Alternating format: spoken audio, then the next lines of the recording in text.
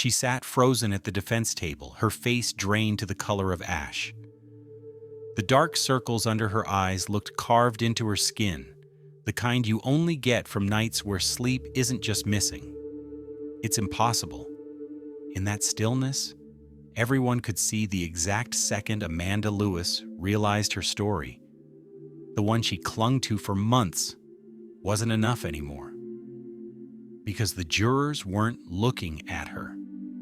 They were looking at the little boy sitting in the witness chair, legs dangling, voice barely above a whisper, but steady enough to destroy everything she thought was still holding her life together. He pointed at a drawing. He pointed at her. And suddenly, the narrative of a tragic drowning, something she insisted was a freak accident, didn't matter anymore. Not when her own child was telling a different story, a darker one. And for the first time since her daughter died, Amanda understood something she had never allowed herself to imagine. She wasn't going home. Not today. Maybe not ever. But what really happened on that scorching Florida afternoon, what actually unfolded around that 4-foot pool, was far more tangled, far more disturbing, and far more debated than anything the courtroom ever heard. Because behind the testimony, behind the photos, behind every tear and accusation, lies a case that continues to divide people to this day. And the moment Amanda lowered her eyes to the table, gripping its edge like the truth might drag her under, that's where the story truly begins. When the 911 call first came through, nothing about it sounded unusual for a Florida summer. Drownings happen there more than anywhere else in the country. Pools, lakes, retention ponds. All of it becomes dangerous the minute a child gets too close without someone watching. My daughter fell in the pool. She's not breathing, she cried into the phone. Her lips are purple. What do I do? The dispatcher kept asking questions, trying to walk her through CPR, and Amanda sounded frantic, panicked, desperate. In Esto. Ma'am, what's your address? 3343 First Avenue South. 3343 First Avenue South. Yes, down the road from the post office at the very end. What's your phone number, ma'am? 850-263-0759. And she's not breathing. How old is she? She's 7 years old. All right, hang on just a second, ma'am. Oh, God. Just a second, ma'am.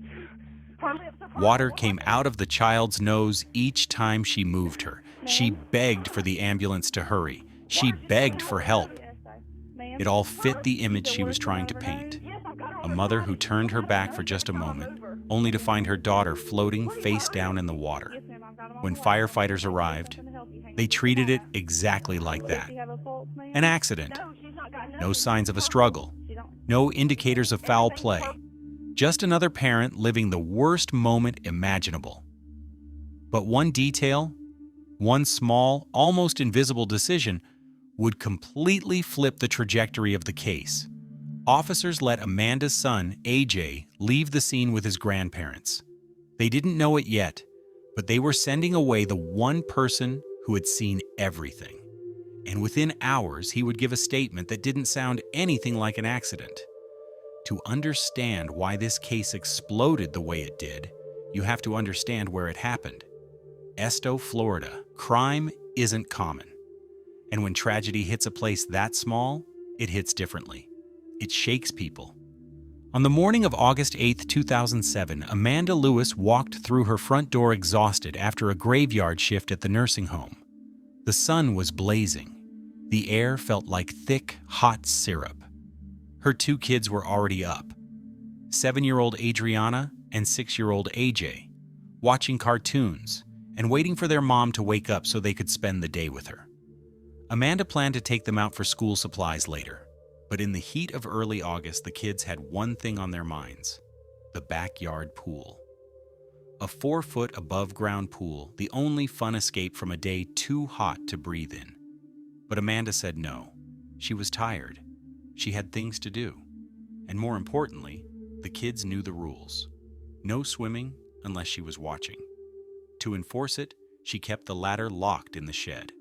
Without it, the pool was supposed to be impossible to access. She thought that was enough. But what happened that afternoon would prove that even the strictest rules mean nothing when children make their own decisions. Because the kids didn't want school shopping. They wanted water.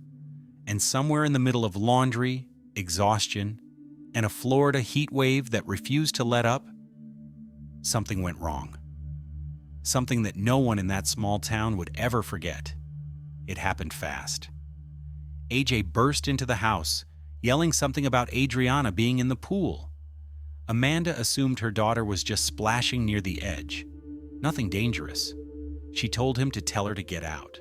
But something, maybe his tone, maybe the look on his face, made her glance out the back door. AJ was crouched beside the pool, reaching into the water like he was trying to grab something beneath the surface. And Adriana wasn't anywhere in sight. Amanda ran. What she found changed her life forever. Her daughter floating face down, motionless. She dragged Adriana out as fast as she could. No breaths, no response, purple lips, water pouring out each time she tried CPR. She screamed at the dispatcher for help. Paramedics arrived in minutes, and a helicopter whisked Adriana to Bay Medical. They fought for an hour to bring her back. For a moment, they succeeded. A faint pulse before it slipped away again. At 5:05 p.m., Adriana was pronounced dead. Amanda collapsed. Her world collapsed. But the real collapse was yet to come.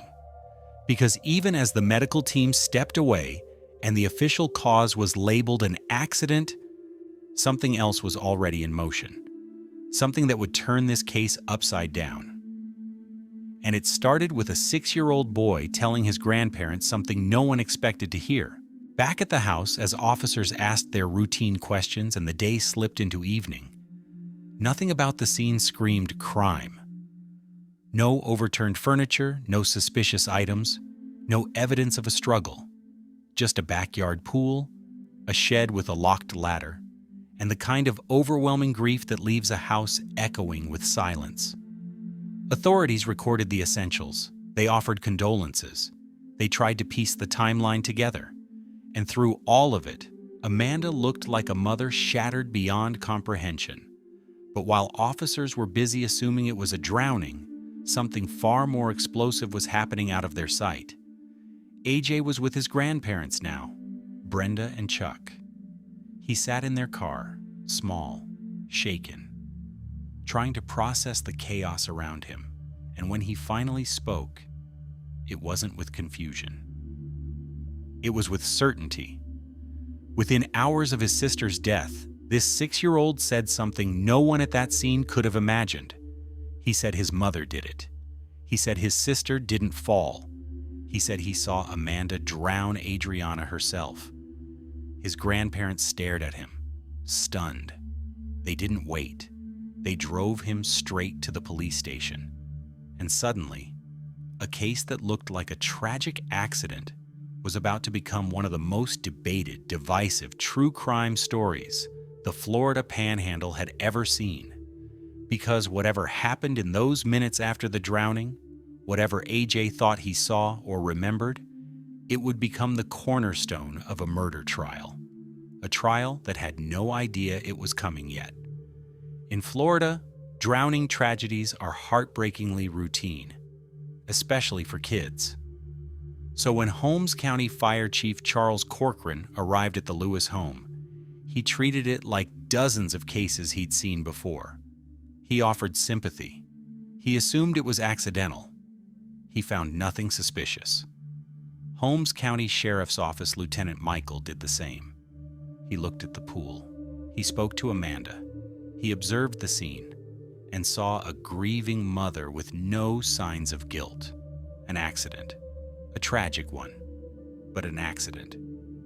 For a brief moment, Amanda's world wasn't yet collapsing. She was still the victim, a single mother who'd lost her child in a horrific twist of fate. But then came the decision that destroyed that first impression. Police allowed AJ to leave with his grandparents. They thought he was just a bystander. They had no idea that he would walk into that station a few hours later with a story so intense, so emotionally charged, and so detailed that investigators would immediately rethink everything. Because once AJ made his statement, the drowning wasn't just a drowning anymore. And Amanda wasn't just a grieving mother. She was suddenly a suspect. And the small, quiet town of Esto had a murder investigation on its hands. The police station was cold and sterile when AJ arrived that night. He sat in a chair far too big for him, feet dangling, hands fidgeting as an investigator pressed record on a video camera. "What happened today?" they asked softly, AJ told his and the little boy began to speak. What came out wasn't a rambling child's fantasy. It was a story filled with anger, punishment, struggling, and a terrifying sequence of events. According to AJ, he watched Adriana do something she wasn't supposed to do, spraying air freshener, wetting him, making things smell good. He said Amanda got angry, really angry, angry enough to grab Adriana, put her in the car, bring her home, and throw her into the pool where she started drowning again. He described her trying to get away. He described Amanda pulling her back. He described seeing Adriana upside down in the pool when he finally noticed her. Some details were inconsistent. Some parts didn't line up perfectly, but others were disturbingly specific. Too specific for a 6-year-old to invent on the spot. Investigators listened. His grandparents listened. And suddenly, they weren't hearing a story about an accident. They were hearing the beginning of a homicide case. By the time the video stopped recording, detectives weren't thinking like they had a grieving mother anymore. They were thinking they had a killer. But AJ's statement wasn't the only thing raising alarms. Because when investigators went back to Amanda's house to take a closer look, what they found made them wonder what else they might have missed the first time. The second walkthrough of the Lewis house had a completely different tone. The investigators weren't there to comfort a mother. They weren't there to check boxes. They were looking for answers and for signs that AJ's story could hold weight. The moment they stepped into the children's room, something hit them hard. The smell.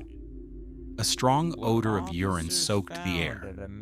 The room felt neglected, uncomfortable, almost empty. 2 kids lived in that room, yet there were no toys. Nothing fun, nothing playful. Not even the kind of mess you expect in a home with children under 8. Just beds, a red wagon, 2 inflatable pool toys in the yard. When officers questioned Amanda later, she had an explanation. The kids were being punished. So she put all of their toys in the shed, the same shed where she kept the pool ladder locked up. But when investigators went to check, the shed was empty. No toys. None. For investigators, this wasn't just a small contradiction. It was a crack in the facade. If she lied about this, what else was she lying about? And then came the question that didn't have an easy answer. How did Adriana get in the pool if the ladder was locked away? Was AJ able to drag something over? Could she have climbed the side? Or was someone else involved? Investigators didn't know. But they knew they had enough inconsistencies to move from accident to suspicious death. The next step involved the autopsy, and the results would push the case into full-blown murder territory, because what the medical examiner claimed to see wasn't just worrying, it was damning. The autopsy results arrived fast, faster than Amanda expected, and far more brutal than she was prepared for. Bruises. Not just one. Not just a faint mark that could be brushed off as accidental. Multiple bruises on Adriana's forehead, cheeks, and chin. Places a child shouldn't be struck, and places that, according to the medical examiner, suggested something chilling. A hand pressed over her face. The kind of pressure that would only appear if someone was forcing her underwater. Those markings, the examiner claimed, weren't caused by a fall. They weren't caused by hitting the edge of the pool. They weren't caused by CPR. They were consistent with one thing: a struggle. The same kind of struggle a child might put up if they were fighting for air. When investigators compared these findings to parts of AJ's story, the pushing, the hand over the face, the attempts to escape, suddenly the narrative shifted again. Even with inconsistencies, even with moments where AJ's memory blurred, there was a disturbing overlap between the autopsy and what he described. Still, Amanda fought for her truth. She agreed to take a polygraph, something most guilty people would avoid. And to everyone's surprise, she passed. But passing didn't matter because the autopsy didn't care about nerves. The bruises didn't care about confidence. The prosecutors didn't care about a polygraph that isn't admissible anyway. To them, it wasn't a question anymore. And by September 2007, a warrant was issued. Amanda Lewis was arrested and charged with first-degree murder. But if detectives thought the autopsy was the only piece of Amanda's past that would surface, they were wrong. Because prosecutors weren't done digging. And what they found next would frame Amanda in a way she never recovered from. Every defendant has a past, but not every past becomes ammunition in a courtroom. Amanda's did. Long before Adriana died, before AJ was even born, Amanda had another child, a baby boy named Alex. At just 16 months old, Alex died. The cause was listed as a seizure. It had always been considered a tragedy, but now prosecutors painted it as a shadow, a warning sign, a history of questionable child incidents. It didn't matter that no wrongdoing was ever found. It didn't matter that the death was medically documented. In the courtroom, the past wasn't about facts. It was about impression. There was more. Years earlier, Amanda enlisted in the military. During training, she had to leave Adriana, still a baby, in the care of others. That separation strained their bond. Adriana grew up with behavioral issues, ADHD, impulsiveness, and emotional outbursts that would exhaust even the calmest parent. Amanda insisted she never physically punished her. Timeouts, toy removal, grounding. That was it, she claimed. But the state wasn't buying it, especially after a coworker testified that on a stressful morning at work, Amanda walked in furious and said something she'd soon regret. "I'm going to kill her. I can't take it anymore." A heat of the moment expression of frustration? Probably. But when the same child ends up dead, months later, that sentence becomes a weapon. And it didn't stop there. AJ, now an adult, would later describe their upbringing as dark, traumatic, and full of abuse. He insisted Adriana got the worst of it. Even if those memories were shaped by fear, time, or influence, prosecutors didn't care. To them, this wasn't a grieving mother. This was a woman pushed to the edge by an uncontrollable child. And prosecutors just needed one more thing to lock that image in the jury's mind. They got it too. Because the next witness wasn't a neighbor or a coworker. It was the only eyewitness to Adriana's death, Amanda's own son. And when AJ took the stand, everything in that courtroom shifted. Courtrooms are heavy places, cold, echoing, unforgiving. But when a child walks in, everything changes. The air gets tighter. The silence feels sharper, and every eye in the room becomes laser-focused. AJ was 7 years old when he took the stand. Small, nervous, wide-eyed. He hadn't seen his mother since the day Adriana died. And as he walked into the room, he didn't look toward the defense table. He didn't expect her to be there. "Can you tell me what a lie is?" the prosecutor asked. "It's not the truth," he answered. And what's the truth? Not a lie. It's not a lie. Simple, childlike, but powerful in that setting. If I told you Then came your the question, mother was if I told you your mother was in the courtroom here today, would that be the truth? would that be the AJ shook his truth? head. No. Why not? So, Because she's That in would jail. not be the truth. Why The is prosecutor that? motioned Is she- toward the defense table. AJ, who is that sitting right there? AJ turned. He froze. His face crumpled, and he burst into tears. My mother, he whispered. In that moment, something inside the jury shifted. You could feel it. His reaction wasn't rehearsed. It wasn't calculated. It was raw, emotional, and devastating.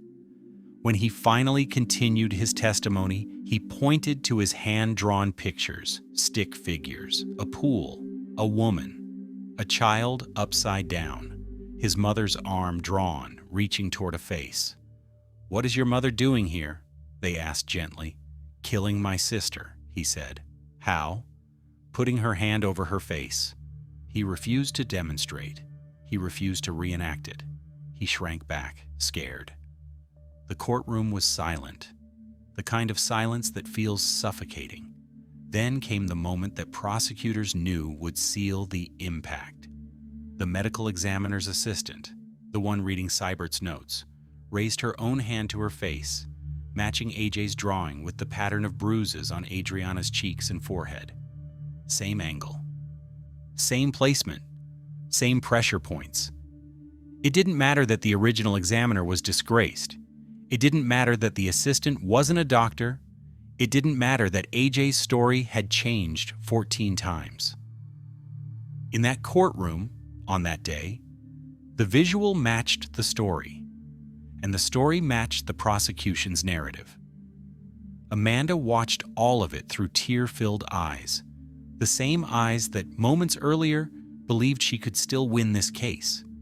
But as her son described her hand covering Adriana's face, it wasn't just the jury losing sympathy. It was the jury forming a verdict. And the defense knew they were in trouble. By the time the state finished presenting its case, it felt like the entire weight of the courtroom had shifted onto Amanda's shoulders.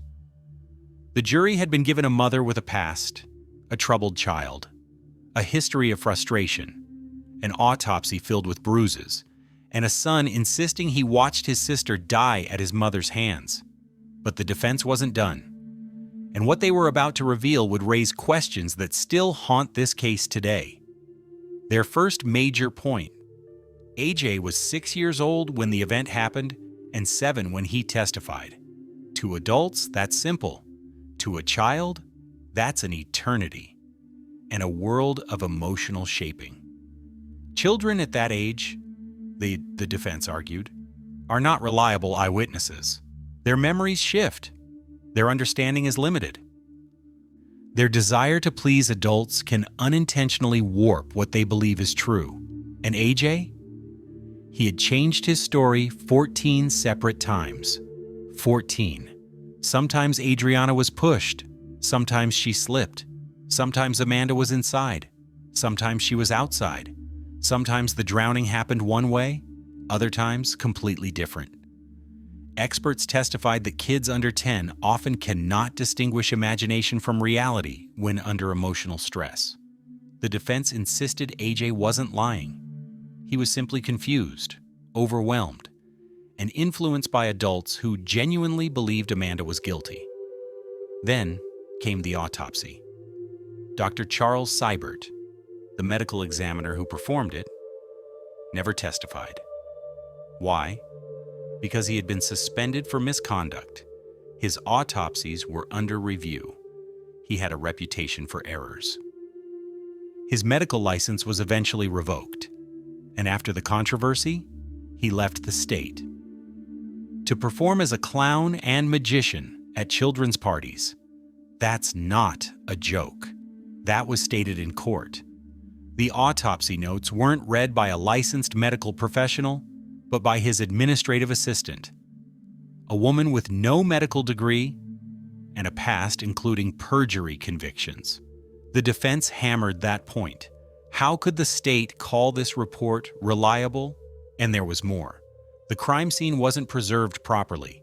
Evidence was removed by family members before police documented the area. The pool itself was deflated and then reinflated days later for photographs.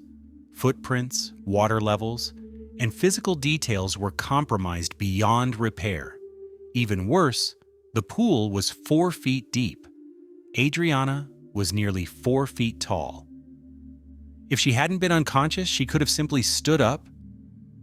The defense argued the bruises could have formed post-mortem or during frantic CPR attempts, especially from someone untrained, panicked, and desperate. Then came the most controversial point: Chuck Burns, Amanda's stepfather. There were allegations of past inappropriate behavior toward Amanda. She had distanced herself from him before the drowning, something he resented. The defense theorized that Chuck's involvement in taking AJ to police so quickly might have influenced or shaped AJ's account, intentionally or not. Was this his revenge? At the very least, was it a conflict of interest? The defense believed so. They painted a picture not of a murderer, but of a flawed mother overwhelmed by life, misunderstood by investigators, and wrongfully framed by unreliable evidence and a scared little boy.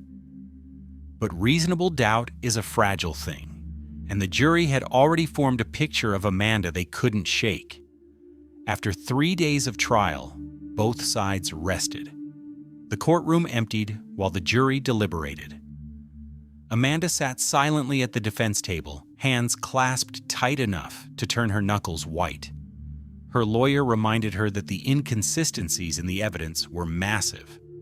The unreliable examiner, the contaminated scene, the contradictions in AJ's testimony, the lack of physical proof tying her to intentional harm. The jury had more than enough to consider, but they didn't take hours. They didn't take an afternoon. They took just 1 hour. When they re-entered the courtroom, Amanda stared forward, rigid, hope flickering in her eyes like a candle about to go out. The foreman handed the verdict to the judge. A breathless pause. We, the jury, find the defendant, Adriana Elaine Lewis, guilty of first-degree felony murder. Amanda closed her eyes, her mouth trembling as if she still couldn't believe what she heard. We, the jury, find the defendant, guilty of aggravated child abuse.